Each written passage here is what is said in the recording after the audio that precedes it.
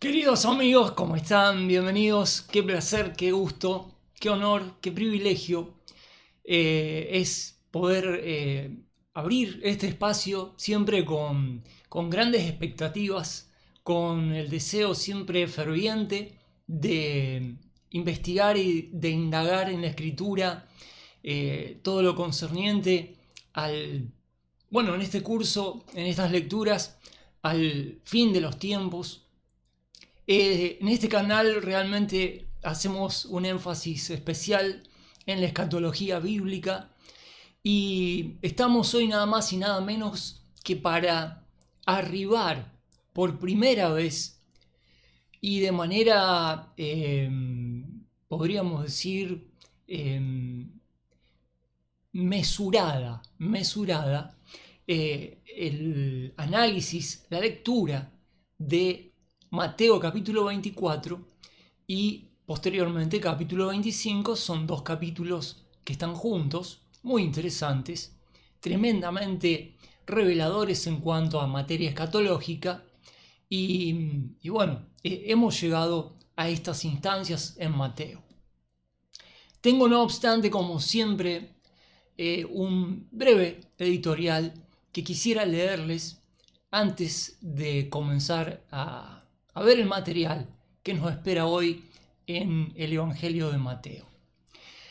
En Mateo capítulo 24, el Señor Jesucristo dice en los versículos 1 y 2, leemos lo siguiente: Cuando Jesús salió del templo y se iba, vinieron sus discípulos para mostrarle los edificios del templo. Era un complejo de edificios.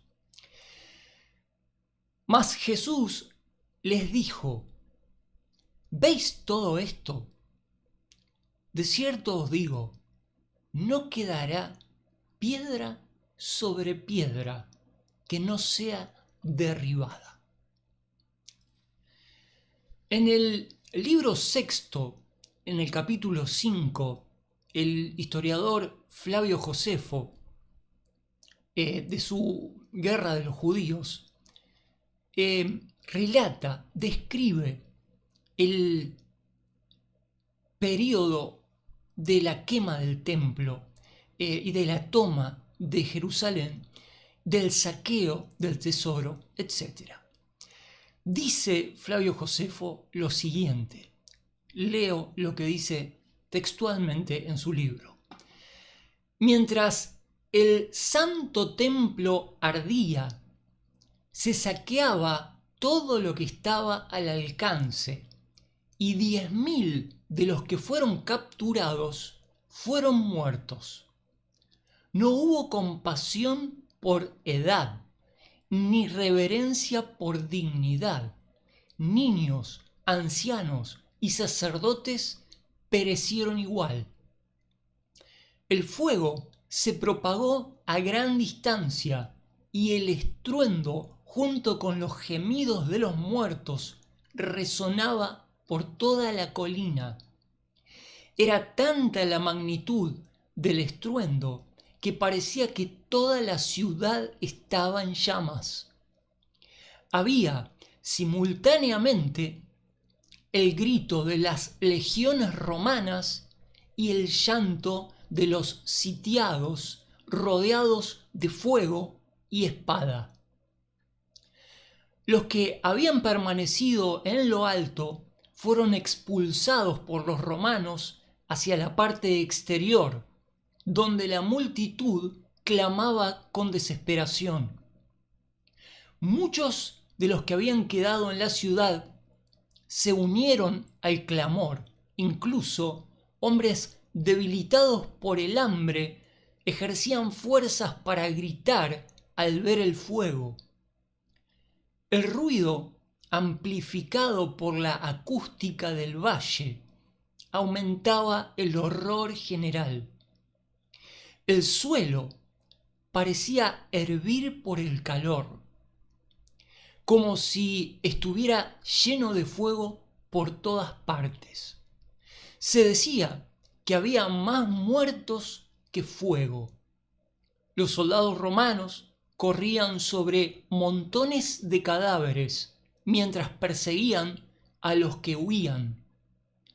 Los romanos, juzgando inútil salvar lo que rodeaba el Santo Templo, quemaron todos sus recintos externos, salvo 2 puertas, una al este y la otra al sur, que también terminaron encendidas posteriormente.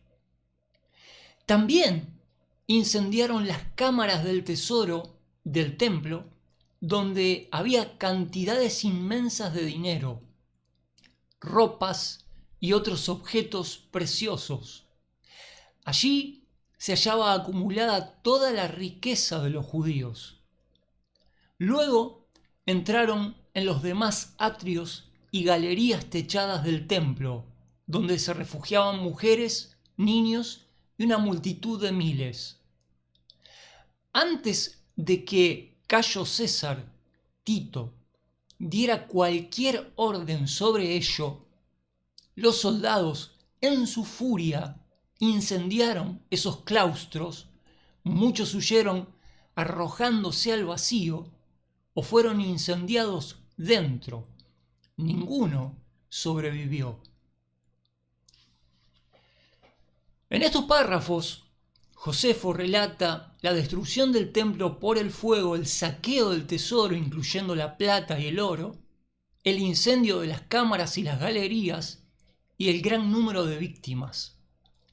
En el libro séptimo, en el capítulo 1, Josefo menciona explícitamente que la ciudad y el templo fueron arrasados hasta los cimientos.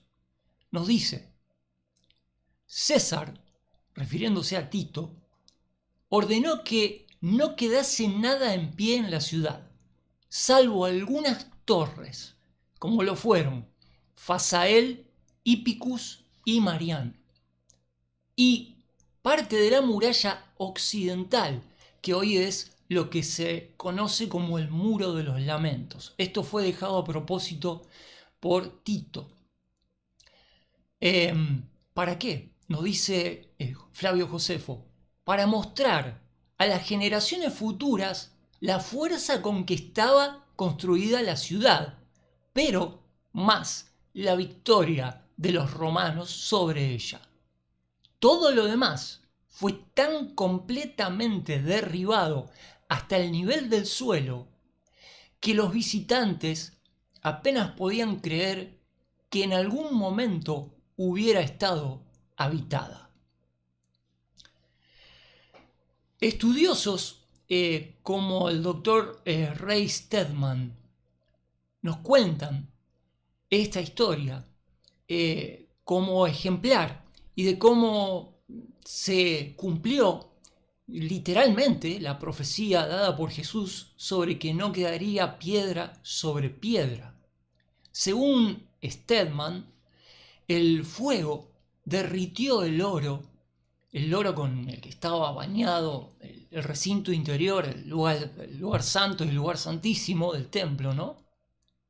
Este oro con el incendio se derritió y corrió entre las grietas de las piedras que los soldados, posteriormente, al desmontar los bloques de piedra, utilizaron palancas para separar piedra y buscar el metal fundido. El doctor Ernest Martin sostiene que Josefo explicó que cada piedra fue volteada en la ciudad, incluyendo las que formaban los cimientos. Los judíos también acostumbraban ocultar oro y otros objetos en las paredes, en las grietas.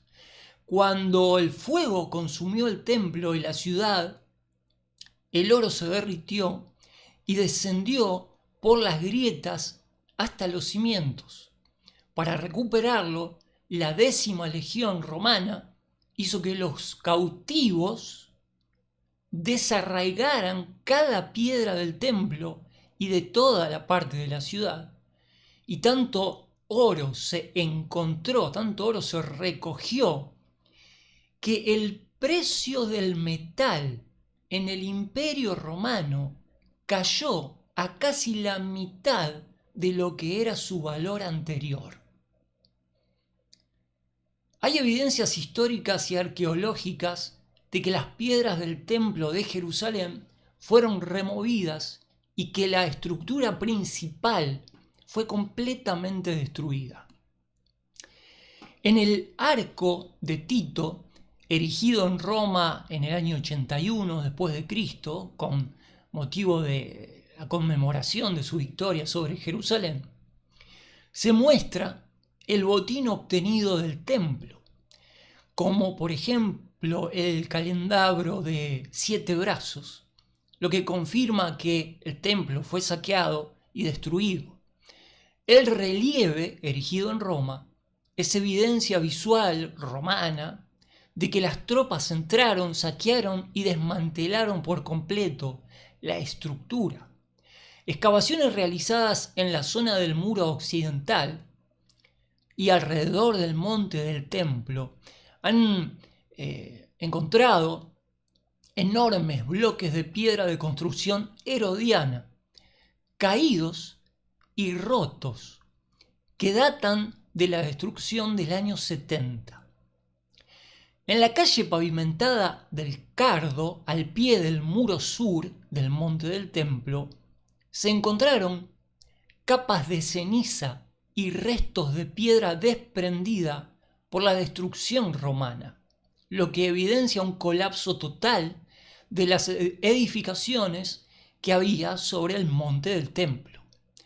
En el túnel del muro occidental pueden verse bloques intactos que forman parte del muro de contención del recinto, lo cual indica que los romanos no se preocuparon por desmontar esa parte, ya que su objetivo era arrasar la infraestructura del templo, no las paredes de contención del monte del templo sobre el cual estaba la edificación. Jesucristo predijo la destrucción del templo 40 años antes de su acontecimiento. Bienvenidos al estudio de Mateo.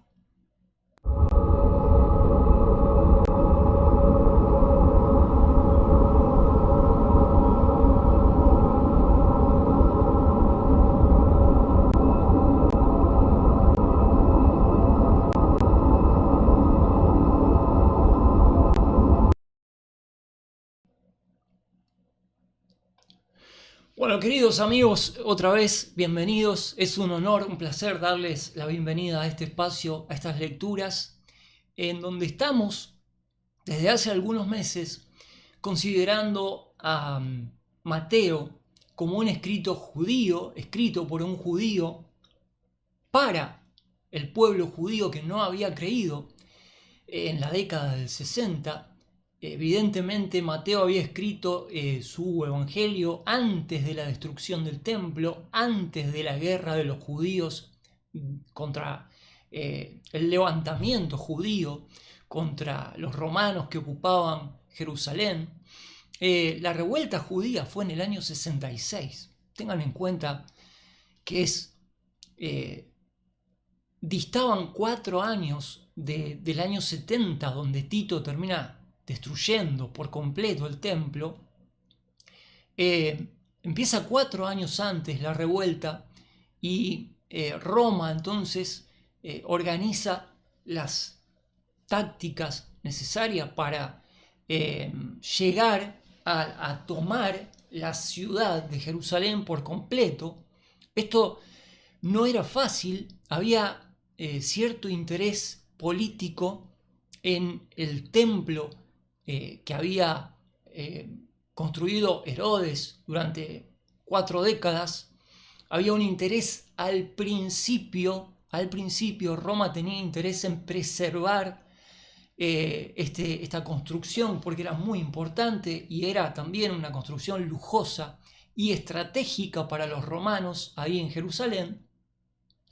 Pero conforme fueron pasando los años, el asedio fue cada vez más difícil, a los romanos se les puso bastante difícil la situación. No debemos olvidar que para esas fechas la ciudad de Jerusalén contaba con 3 muros que los romanos debieron cruzar uno tras otro. Controlar la ciudad les llevó prácticamente, o sea, controlar la revuelta que los judíos organizaron en la ciudad les costó prácticamente 3 años. Los últimos 6 meses, llegando al año 70, en agosto, precisamente ahora que llegamos casi al mes de agosto, en agosto es cuando se termina de tomar el templo y de destruir todo. La operación, podríamos decir, termina, ¿no?, en agosto, y prácticamente están unos 6 meses las tropas de Tito para tomar la parte del templo y el último muro y el templo. Los historiadores, especialmente Josefo, narran cómo a lo largo de esos 3 años el ejército romano iba cansándose, y la ira, el enojo que acumulaba, la frustración que acumulaba el ejército romano se desbocó los últimos 6 meses, de manera que lo que al principio era un baluarte para los romanos, que era el templo, no querían destruirlo, no querían afectarlo bajo ningún punto de vista al principio. El cambio de ánimo a lo largo de estos 3 años de desgaste que sufren los romanos tratando de volver a controlar ese lugar, termina desbordándose en un ataque que no reconocía ningún tipo de compasión a la hora de terminar esta conquista, esta operación militar.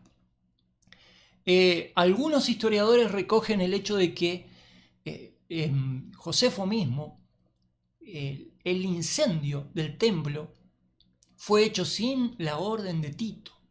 Y esto algunos suponen que fue debido al desgaste y al odio y a la ira que tenían los romanos, porque en toda esa resistencia habían muerto muchos soldados romanos. Y esto era algo que a la legión le había afectado emocionalmente. Y estaban entonces, bueno, esto es todo lo que involucra de alguna forma este tremendo evento, este tremendo hito de la época, ¿no? Es una cosa tremenda de leer en detalle, hay muchísimo material para leer los detalles de lo que fue esto. Jesús había predicho esto en el año 30, cuando, observando, ¿no?, los edificios del complejo del templo de Herodes, le dijo a los discípulos: de cierto os digo que no va a quedar piedra sobre piedra que no sea derribada. Estamos hoy para comenzar la lectura en Mateo 24. Es una lectura, he estado meditando bastante sobre esta lectura que nos va a tocar hoy, es muy compleja, es difícil. Se me antoja, se me ocurre que si alguien llega a este video y pretende entender todo lo que vamos a decir en Mateo 24, es como quien llega al cine al final de la película, ¿no?, y se sienta con su familia o sus amigos y le dice: ¿qué pasó?, ¿no? Bueno, nadie te va a resumir una película de 24 capítulos, ¿no? Nadie te la va a resumir en 2 palabras con éxito. Claramente, ¿no? Claramente. Entonces, tratar de entender esto desde este punto de partida, digamos, tomar Mateo 24 como un punto de partida para entender lo que venimos diciendo desde el capítulo 1, yo lo veo bastante imposible. Es más, en el estudio que trataremos de hacer sobre Mateo 24 y 25, no vamos a ir a fondo, porque este es un material que merece ser estudiado con otro ritmo y vamos a hacer un estudio mucho más profundo que el que pretendemos hacer acá en Mateo cuando estemos en la materia escatología. Vamos a desmenuzar bastante Mateo 24 y 25, pero seguramente cuando estemos analizando esta misma porción de Mateo en escatología bíblica, lo vamos a hacer de manera más exhaustiva y de manera más profunda, ¿no? Entonces hoy tenemos lo que yo denominaría un primer contacto con Mateo 24, y por ser un primer contacto no vamos a pretender entrar en toda la fibra de la materia escatológica, porque sería ingenuo de nuestra parte tratar de hacerlo.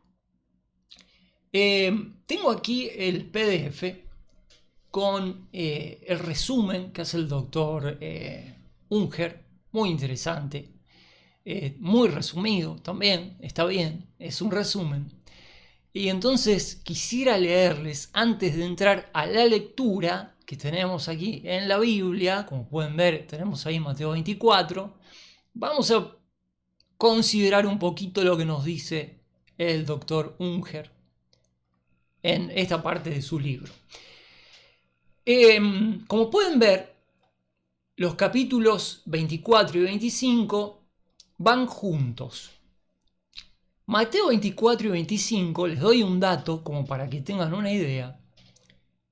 Estos dos capítulos son el segundo discurso más largo de Jesús en todo el Nuevo Testamento. El primer discurso más largo es el Sermón del Monte, Mateo 5, 6 y 7, con 110 versículos más o menos. Y el segundo discurso más largo es este discurso escatológico en Mateo 24 y 25 con casi 100 versículos. O sea, están muy, muy cerca. ¿Qué quiero decir con esto? Es importante que consideremos que este pasaje, junto con Mateo 5 al 7, son los dos pasajes en los cuales Jesús habló más extensamente en todo lo que dijo en la Biblia. Son los dos discursos más importantes que se recogen en el Nuevo Testamento de parte de Jesús. Uno tiene que ver con el reino que se ofrecía a Israel, en Mateo 5 al 7, y el otro tiene que ver con el curso de la historia y del fin de este sistema, con un enfoque muchísimo más profético o escatológico, y está al final de este libro. Como pueden ver, el libro tiene 28 capítulos y estos son los capítulos que ya prácticamente están cerrando el ministerio de Jesús. Después, de aquí en adelante, vamos a ver la Pascua, su muerte, su resurrección, su ascensión. Pero bueno, estamos aquí en Mateo 24 y 25, que son dos capítulos que deben considerarse juntos porque es un solo discurso. El discurso se dio en el Monte de los Olivos a los discípulos, como lo vamos a ver, a vista del templo. Había una espectacular vista, lo dicen los historiadores, desde donde estaban allí. Y bueno, y esto incluye la profecía sobre la destrucción del templo. Vamos a ver qué nos dice el doctor Unger. Hay que considerar que esto es simplemente un resumen. Pero bueno, él sobre los versículos 1 al 3, que vamos a leer enseguida en la Biblia, nos dice: en su discurso, el rey rechazado predice, en su condición de profeta, los acontecimientos de aquel tiempo a un futuro. Perdón, voy a corregir la lectura. En su condición de profeta, predice los acontecimientos en aquel tiempo a un futuro, cuando reanudará sus vínculos con Israel, muy importante, se menciona aquí, en vísperas de su glorioso retorno a la tierra. Jesús habla sobre el futuro, la futura restauración de la nación de Israel. Este discurso profético tuvo su inspiración en un edificio imponente, el templo herodiano. Se trataba de un edificio de gran hermosura. Hay algunas, pueden buscar, templo de Herodes. Hoy por hoy hay unas maquetas hechas en 3D que son un espectáculo. Se pueden dar una idea porque se sabe bastante con detalle cómo era todo aquello. Se trataba de un edificio de gran hermosura, tanto que los mismos romanos tuvieron cuidado, claro, al principio, en el año 66, tuvieron cuidado de no afectarlo cuando la ciudad cayó después en el año 70. Bueno, después la ira de los romanos se olvidó de cuidar el templo, ¿no? Más que nada todo el complejo, que era muy, muy, muy grande. Era un monstruo, realmente era monstruoso. Muchos historiadores están de acuerdo en que la ciudad de Jerusalén era demasiado pequeña para tener unas edificaciones, un complejo de edilicio de ese calibre. Era demasiado para una ciudad como esa, ¿no? Herodes se había pasado realmente, había estado más de 40 años edificando eso, con una suntuosidad, un lujo, una inversión, un costo increíble. Bueno, al final no quedó piedra sobre piedra, ni del templo ni de la ciudad. Quedó el muro de los lamentos, que quedó porque Tito dijo que quede ese pedazo del muro para que cuando las generaciones futuras vengan a ver, se den cuenta el poder de Roma para destruir muros. Este templo, el complejo de edificios en realidad, se lo veía con toda claridad desde la cima del Monte de los Olivos, cuando el profeta por excelencia, Jesús, predijo su ruina y la ruina del Estado judío, lo que ocurriría en el año 70 después de Cristo. Tres preguntas, ahora vamos a entrar en el texto, tres preguntas hicieron los discípulos. Cuando Jesús les dijo, no quedará aquí piedra sobre piedra, inmediatamente los discípulos dijeron, ¿cuándo serán estas cosas?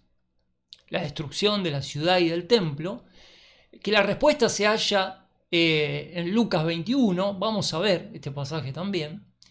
Y las otras dos preguntas que hacen los discípulos son, ¿qué señal habrá de tu venida? Le dicen a Jesús. Esto es otro tema que Jesús desarrolla.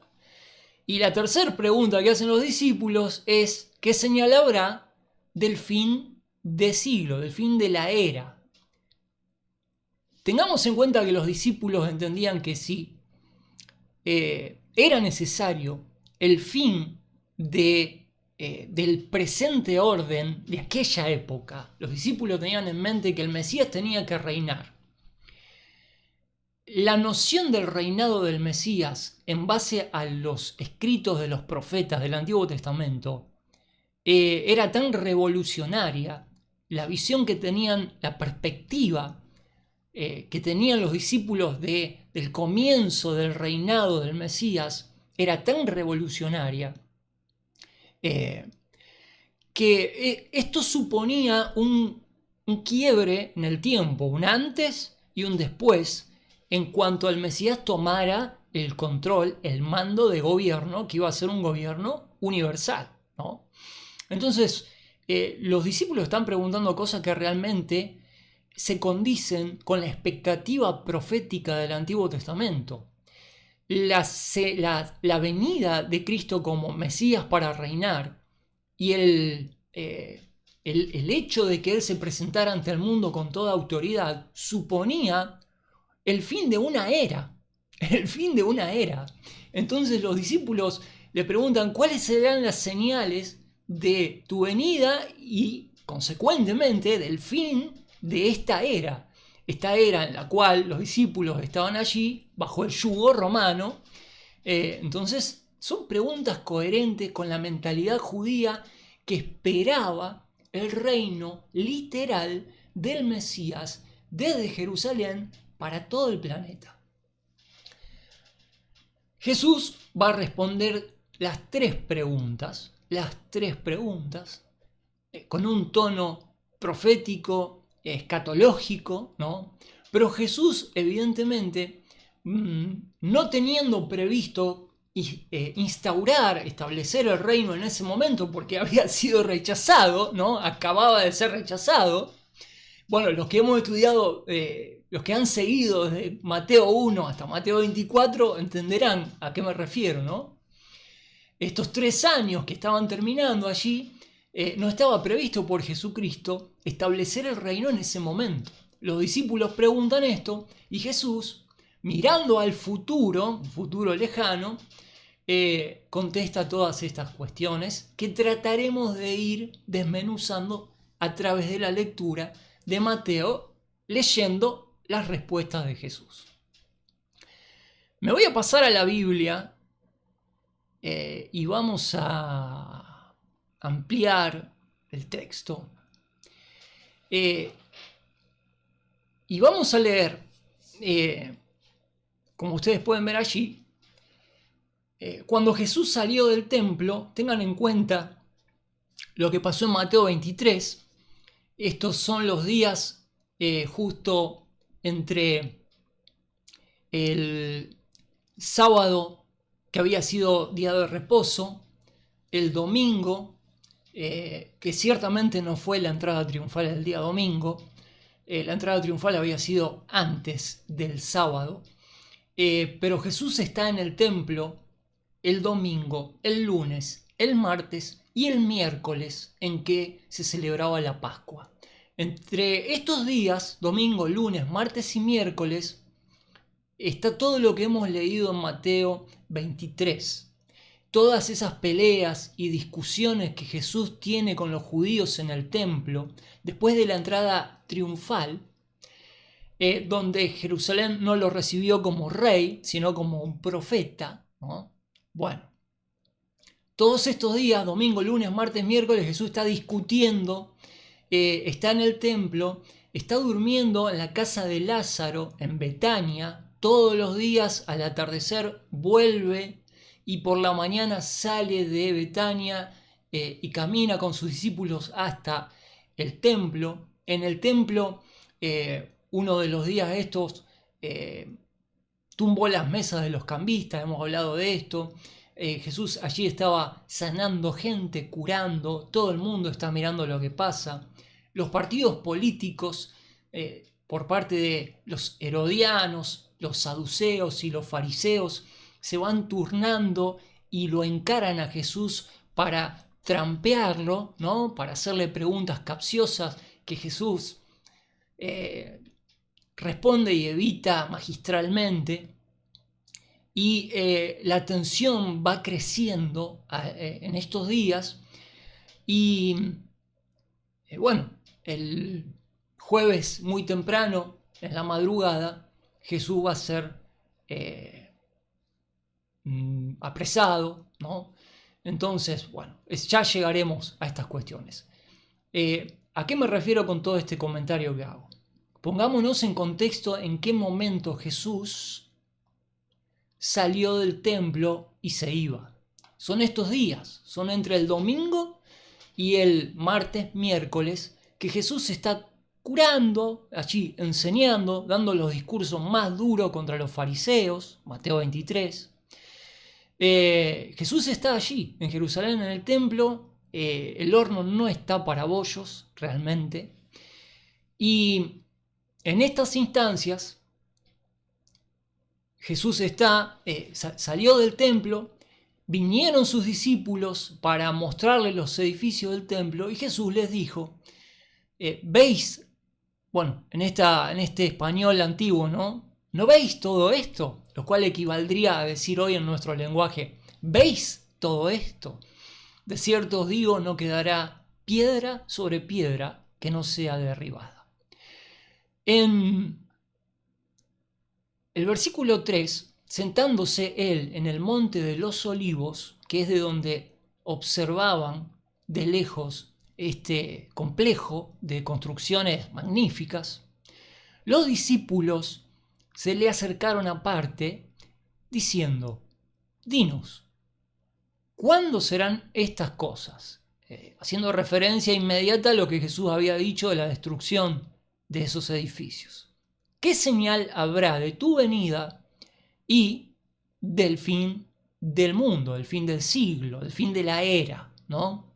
No del fin del mundo en términos catastróficos, apocalípticos, sino el fin de una era y de una organización, de un sistema, ¿no? Que iba a llegar como consecuencia de el comienzo del reinado del Mesías. Entonces ellos estaban mirando cuándo se va a terminar esto de una vez por todas y vas a comenzar a reinar, Señor. Bueno, en cuanto a la destrucción del templo, que hace Jesús aquí referencia en esta parte, me gustaría que leamos el pasaje paralelo de Lucas. En Lucas 21, los versículos 20 al 24, esta porción que tenemos acá, es muy reveladora porque hace referencia al momento en el cual esto iba a ocurrir. Jesús les dice, en relación a esta pregunta, ¿no? Lucas presenta un texto revelador en esta porción, es un pasaje paralelo, y Jesús dice: cuando veáis, dice a los discípulos, pueden leer el contexto en Lucas 21, cuando veáis a Jerusalén rodeada de ejércitos, dice Jesús, sabed entonces que su destrucción está cerca.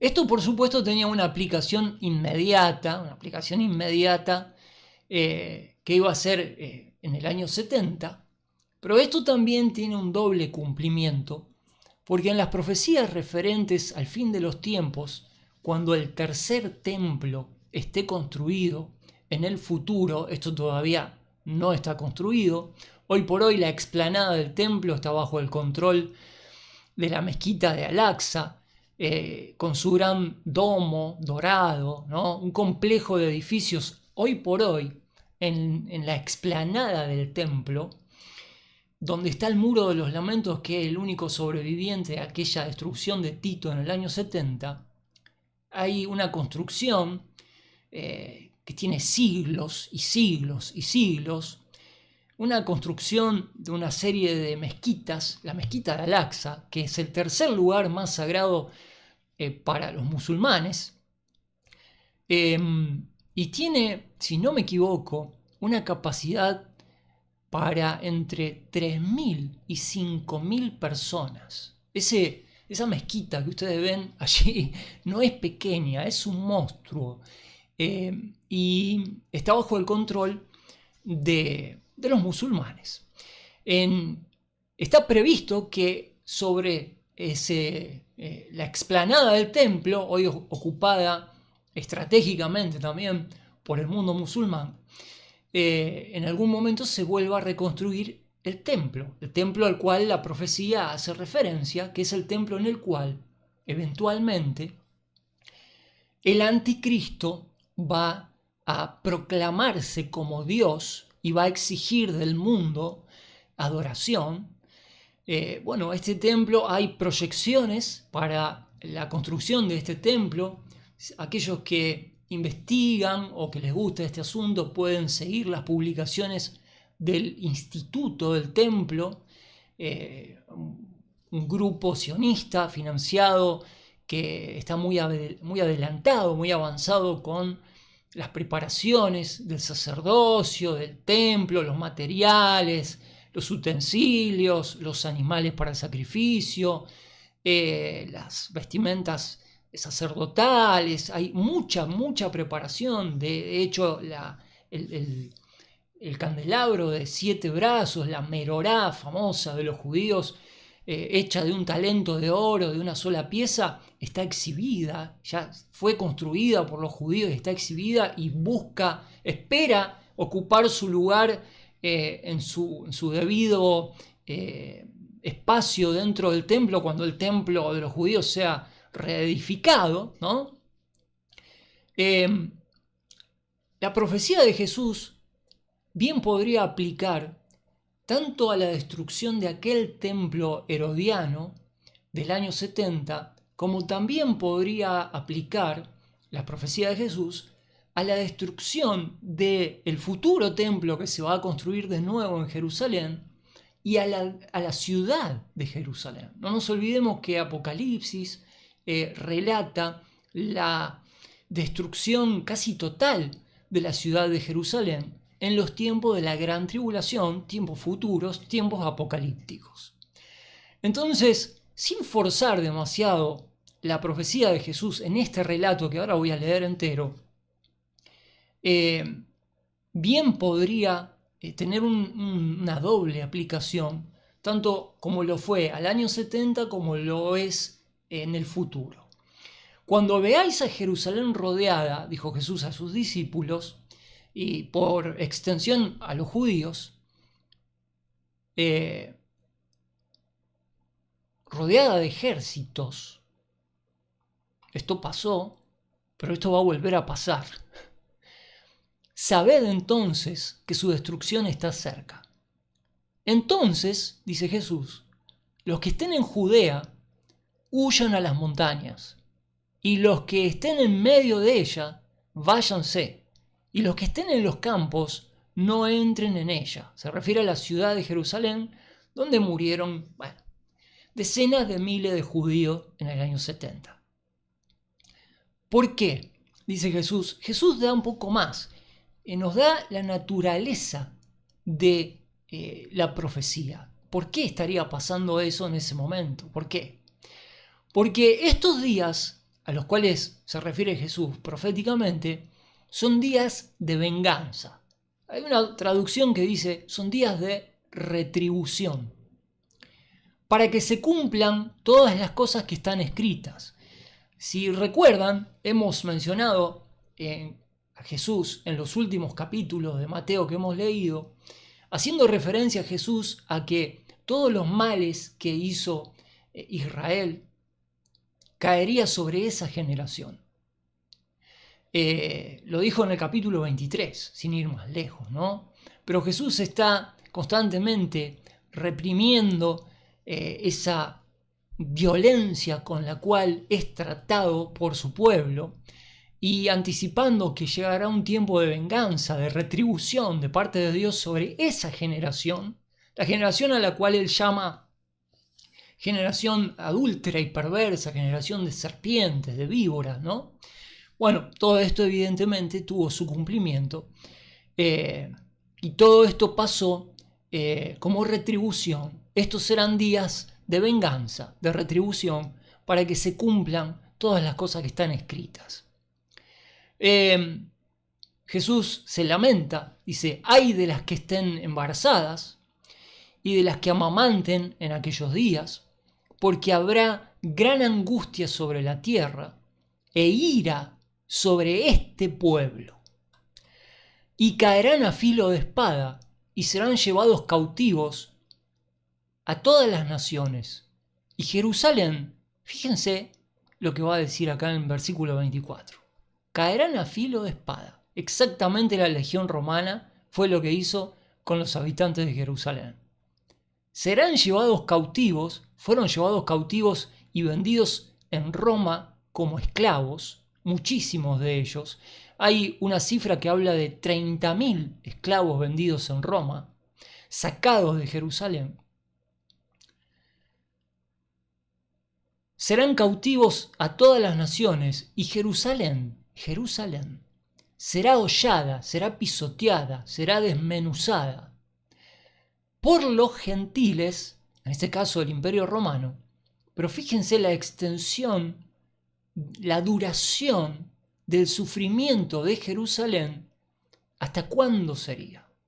Hasta que los tiempos de los gentiles sean cumplidos. Jesús está aquí revelando que con la caída de Jerusalén en el año 70, por parte de los gentiles, se extendería un tiempo en el cual Jerusalén estaría bajo el asedio y el control constante de los gentiles hasta que los tiempos de los gentiles sean cumplidos. Esto es algo revelador, es una categoría dentro de la escatología. Me refiero a los tiempos de los gentiles que sean cumplidos. Es algo que vamos a desarrollar profundamente en el material de escatología, en el curso de escatología. Y está previsto este tiempo de los gentiles que durará hasta que Jesucristo regrese en su segunda venida en gloria, juzgue a la ciudad, la posesión gentil que habrá en ella, tiempo del anticristo, y establezca su trono según el libro de Daniel, que habla del establecimiento de la segunda venida de Cristo en gloria y del establecimiento de su reino. Cuando eso acontezca, será el fin de los tiempos de los gentiles, porque una vez que Cristo establezca su reino no tendrá fin jamás. Leemos en el libro de Daniel. Entonces, es impresionante este pasaje de Lucas, haciendo referencia como un pasaje paralelo a esto que estamos leyendo en Mateo capítulo 24. A ver si podemos, acá estamos en Mateo 24 de nuevo. Ahí estamos. Vamos ahora hasta donde podamos, porque ya tendríamos que cortar. Todavía no empezamos, ya estamos en tiempo. Vamos a tratar de avanzar un poquito, 15 minutos, una cosa así, 20 minutos, en Mateo capítulo 24.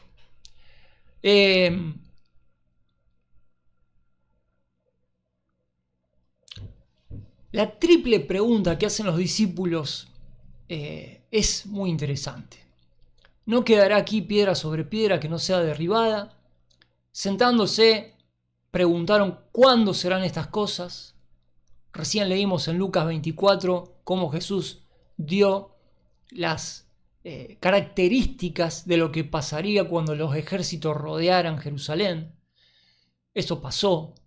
Vuelvo a repetir que va a volver a pasar, porque en el relato de los profetas mayores en el Antiguo Testamento está previsto que Jerusalén sea rodeada de nuevo y destruida casi totalmente, tras lo cual vendrá Jesucristo en su segunda venida. Pero bueno, esto es algo que dejaremos para más adelante.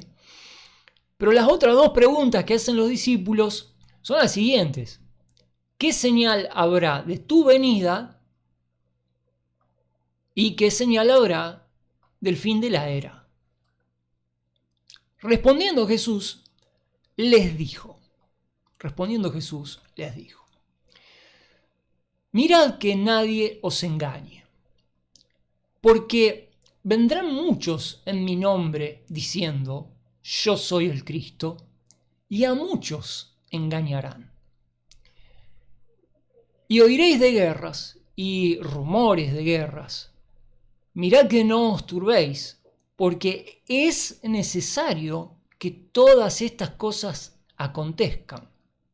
Sin embargo, aún no es el fin. Cuando todas esas cosas acontezcan, serán señales del fin, que es lo que preguntaron los discípulos. ¿Qué señales? A ver, ¿no?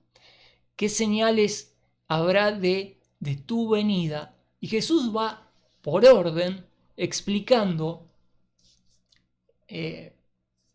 cuestiones que tienen que ver con su venida. Ahora bien, para que quede claro, hay que determinar una cuestión fundamental acá. Cuando Jesús responde acerca de las señales de su venida, debemos olvidarnos por completo de lo que pasó en el año 70. Jesús ya respondió acerca de lo que iba a pasar. Jesús realmente no se extendió demasiado sobre lo que iba a pasar en el año 70, solamente dijo, miren muchachos, esto no va a quedar piedra sobre piedra.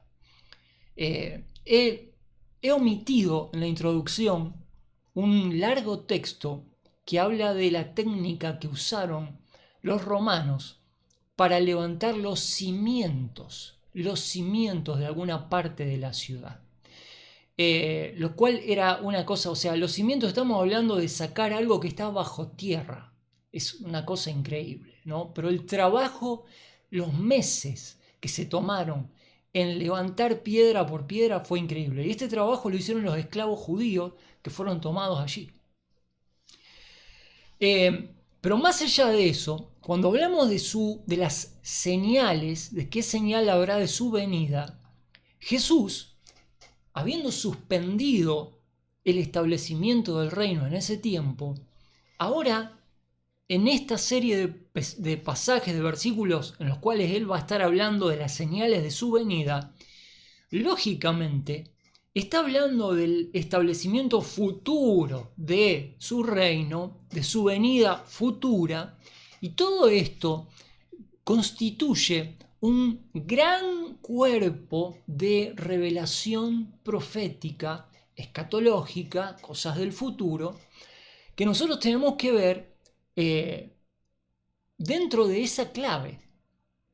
Ya no estamos ni siquiera apuntando al año 70, estamos hablando de cosas que van a pasar después que el Señor se lleve a los creyentes de la iglesia. Primero, la iglesia debe ser raptada, arrebatada.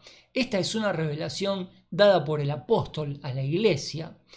La iglesia está hoy por hoy desarrollando su gran comisión, que es predicar el evangelio de la gracia de Dios y hacer discípulos. Y la era de la iglesia terminará con el gran evento del arrebatamiento de los creyentes, de los santos, ¿no? El arrebatamiento de los creyentes que constituyen la iglesia. Una vez que esto haya ocurrido, Jesucristo ha dicho en estos dos largos capítulos todas las cosas que los judíos deberán tener en cuenta en cuanto a la segunda venida de Cristo. A la iglesia jamás se le dan indicaciones referentes a la segunda venida de Cristo. No hay ni un solo versículo en todo el Nuevo Testamento que hable de que la iglesia debe estar vigilante para la segunda venida de Cristo. ¿Por qué? Porque la iglesia será llevada mucho antes, en el arrebatamiento. Entonces, todas las instrucciones que encontramos en Mateo 24 y 25, dadas a los judíos, claramente si uno lee bien el contexto, son para que los judíos tengan presente los acontecimientos del fin del tiempo de la tribulación en cuanto a la segunda venida de Cristo en gloria, que vendrá y juzgará y establecerá su reino. Este pasaje, esta porción de la Escritura, está dirigida, como ustedes pueden corroborar, al pueblo judío que va a estar en estas circunstancias, envuelto en las circunstancias de la gran tribulación, en esos momentos. Se servirá sin dudas como hoja de ruta el Evangelio de Mateo. Tras la conversión de Israel en la gran tribulación, seguramente Israel será bienaventurado por encontrar estos pasajes de Mateo 24 y 25, de Mateo 13, en los que se revela la naturaleza de la gran tribulación que deberán atravesar. Esa gran tribulación diseñada para purificar al pueblo de Israel y para traer juicio a las naciones gentiles. Todo esto que es materia de Apocalipsis, ¿no? Posterior al rapto de la iglesia. Entonces aquí estamos hablando de Jesús a los judíos. Jesús les dice a los judíos, mirad que nadie os engañe. Yo no entiendo por qué los creyentes de la iglesia se aplican este pasaje a sí mismos, cuando realmente este pasaje no está dirigido a la iglesia.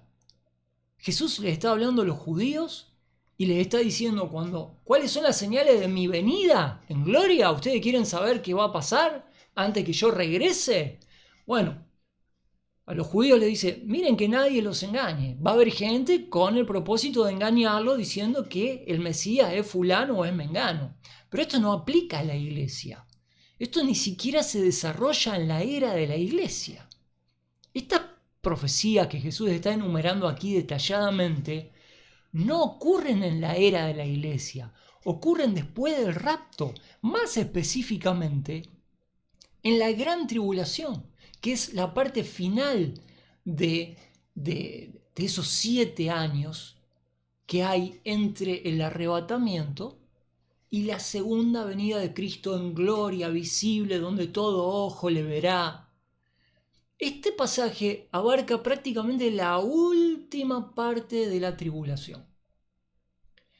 Y por ende, es impropio de la iglesia. Esto no es para la iglesia, esto es para los judíos. Mateo es un evangelio para los judíos, para el pueblo judío, especialmente para los inconversos de los judíos. Mirad que nadie os engañe, dice Jesús, porque vendrán muchos en mi nombre diciendo yo soy el Cristo, y a muchos se engañarán.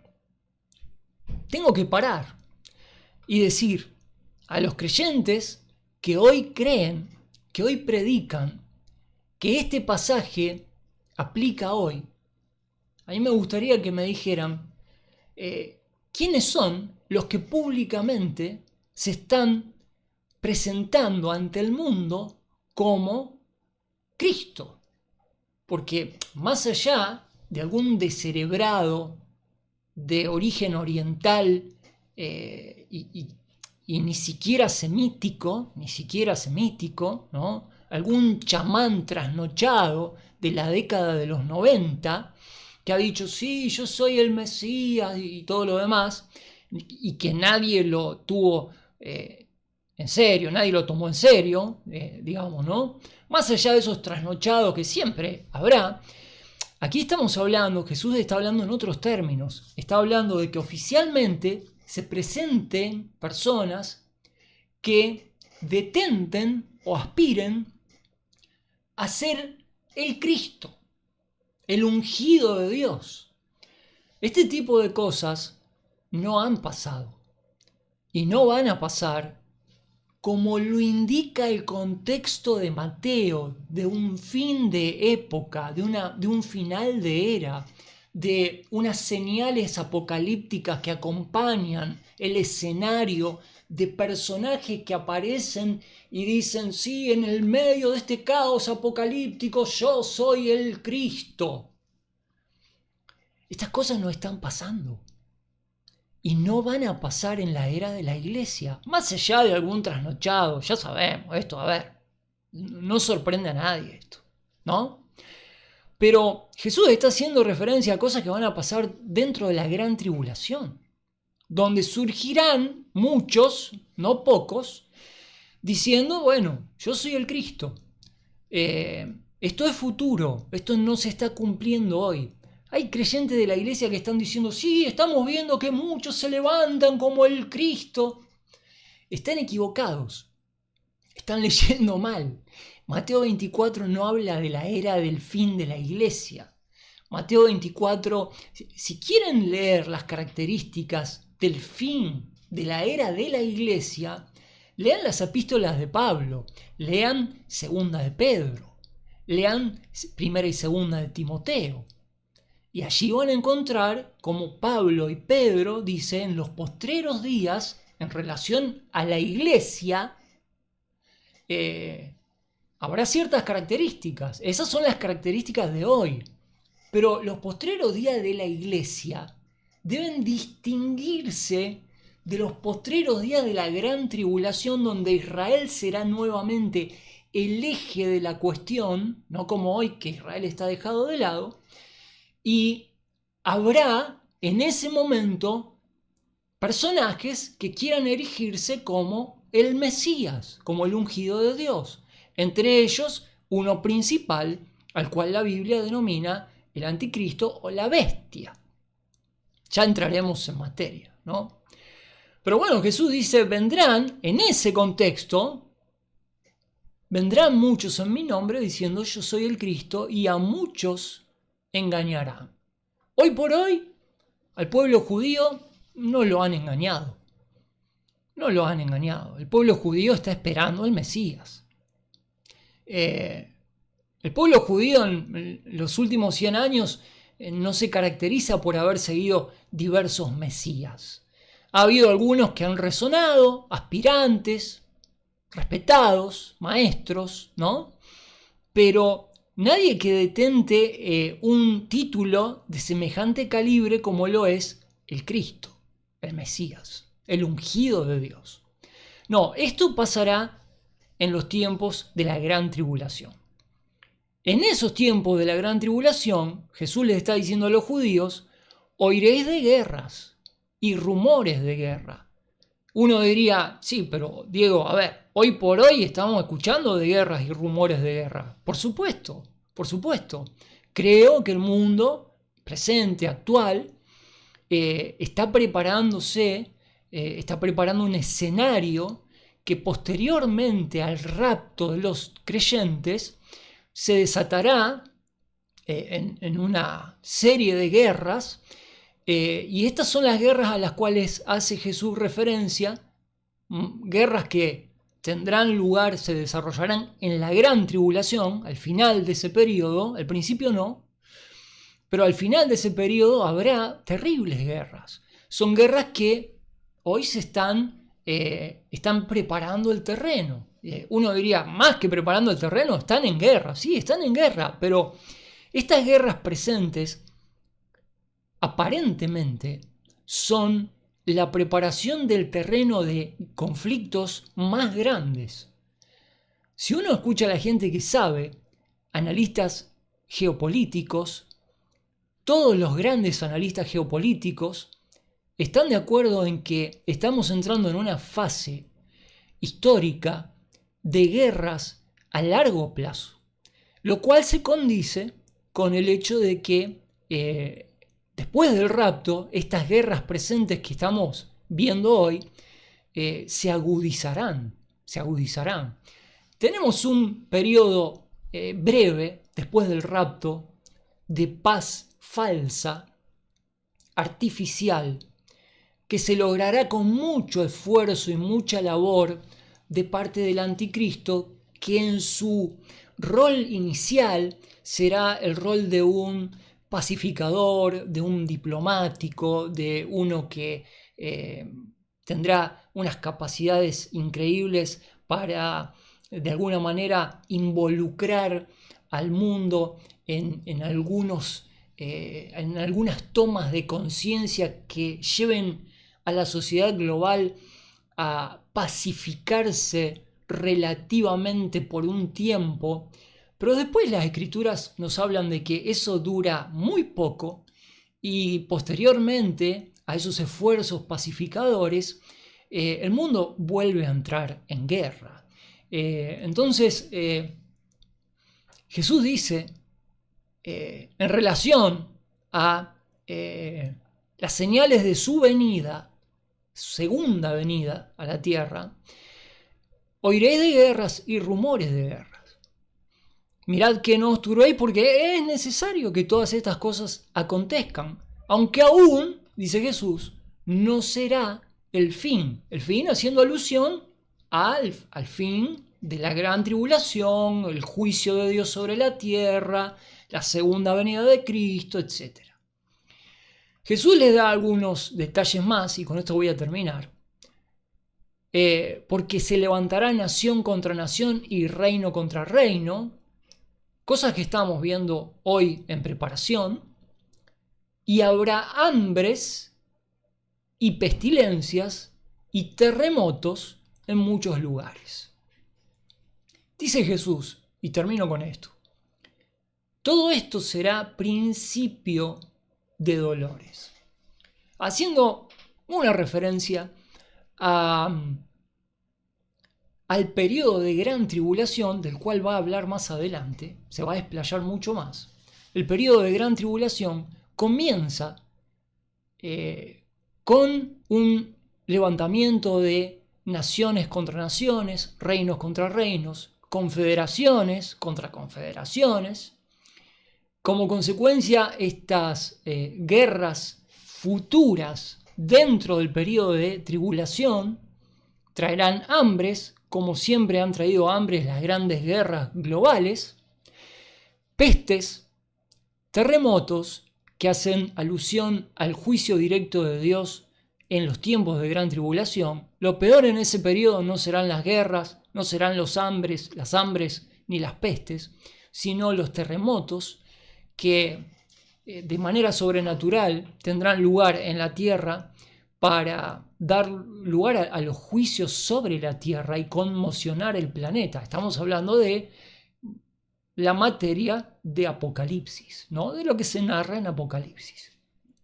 Jesús habla entonces del cumplimiento de las características de esos tiempos previos a su venida a la tierra, a su venida cuando todo ojo le verá. Es terrible lo que nos plantea, lo que nos empieza a plantear este pasaje. Necesitaremos varias horas para ir cubriendo con paciencia, lentamente y de a poco, Mateo capítulo 24 y 25. Nos adentraremos, de alguna manera, un poco en materia escatológica, porque es la naturaleza de estos dos capítulos, y nos dará tal vez un deseo, una curiosidad por adentrarnos más profundamente en el Apocalipsis, y lo tendremos como objetivo mientras que vamos desarrollando el curso de escatología que estamos dando en este canal, que nos llevará tiempo, pero que esperamos cumplir satisfactoriamente cuando hayamos abarcado cada una de las partes de esa materia tan extensa que es tan apasionante. Amigos, 1:07, les agradezco a aquellos que de una forma o de otra se siguen mostrando interesados en esto. Yo lo hago porque considero que es necesario que este material esté disponible para que, ya sea que lo necesite una persona o 10 personas, esté disponible. No lo hago, en esto tengo que ser claro, no lo hago para generar expectativas apocalípticas. Esto está descontado. Dios dijo que va a llegar el apocalipsis y porque Dios lo dijo va a llegar. No vamos por el estudio de las cuestiones escatológicas, no vamos a precipitar estos eventos. Estos eventos van a llegar cuando llegue su tiempo, cuando Dios lo determine, después del rapto de la iglesia fundamentalmente. Pero hay una escasez de este material, especialmente en contenido audiovisual, y hay mucha basura dando vuelta, y tal vez haya algunas personas que quieran dejar de escuchar estupideces, amarillismo, propaganda, fanatismo, y tal vez haya gente que esté dispuesta a hacer un análisis más concienzudo, más exhaustivo, un poco más serio de esta materia, y es por eso que nos dedicamos a este espacio y nos vamos a dedicar, Dios mediante, durante los próximos años a dar curso a este estudio. Amigos, nos vemos la próxima. Estoy agradecido y nos veremos, Dios mediante, también el sábado con Manuel Rodríguez Pérez, con quien estamos haciendo un análisis, una lectura de un libro muy interesante que también nos da otro enfoque sobre la vida cristiana práctica. Es muy interesante también ese contenido y ayuda a que no nos quedemos empastados con los grandes volúmenes de teología y escatología que tenemos a nuestra disposición. Les mando un abrazo, cuídense, nos vemos.